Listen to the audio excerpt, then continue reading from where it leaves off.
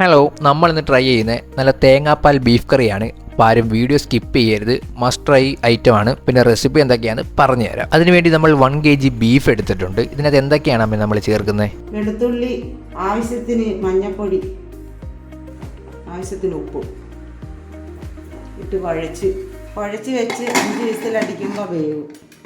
2 സവാള, കുറച്ച് കൊച്ചുള്ളി, ഒരു കഷ്ണം ഇഞ്ചി, 8 പച്ചമുളക്,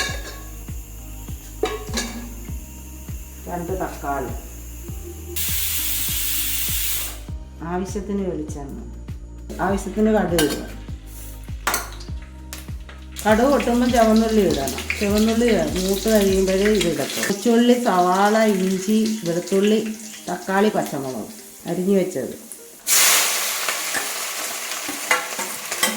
കൊച്ചുള്ളിയും സവാളയും എല്ലാം ചുമന്ന കളർ വരുമ്പം ഇറച്ചി ഇടുക. വേവിച്ച് വെച്ചാൽ ഇറച്ചി എടുത്ത് ഇനി ഇറച്ചി കട്ടി ഇടാം.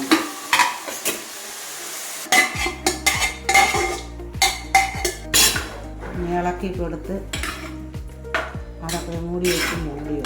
അത് 10 മിനിറ്റ് വെച്ചാൽ മതി. 1 സ്പൂണ് മല്ലിപ്പൊടി, 1 സ്പൂണ് മുളക് പൊടി, മീറ്റ് മസാല 5 സ്പൂണ് അതിനകത്തോട്ടിട്ട് ചൂടാക്കണം.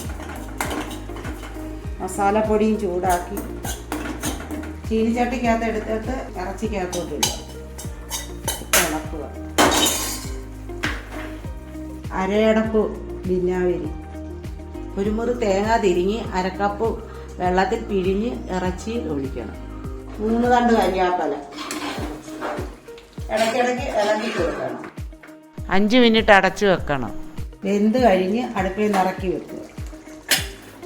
എന്തായാലും നിങ്ങൾക്ക് ഇഷ്ടപ്പെടും. മസ്റ്റായിട്ട് ട്രൈ ചെയ്ത് നോക്കുക. വീഡിയോ ഇഷ്ടപ്പെട്ടെങ്കിൽ ലൈക്ക് ചെയ്യുക, മാക്സിമം സബ്സ്ക്രൈബ് ചെയ്ത് സപ്പോർട്ട് ചെയ്യുക. അടുത്തൊരു വീഡിയോ കാണാം. ബൈ.